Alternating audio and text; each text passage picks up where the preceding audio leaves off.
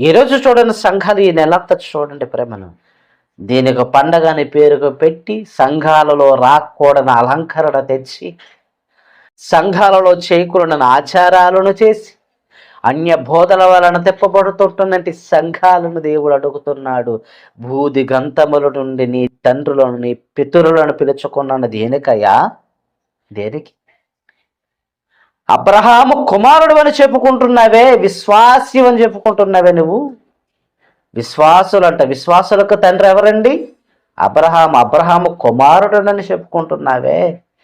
నువ్వు అబ్రహాము కుమారుడు అయితే అన్య బోధలు సంఘాలను అనుకొస్తాయా?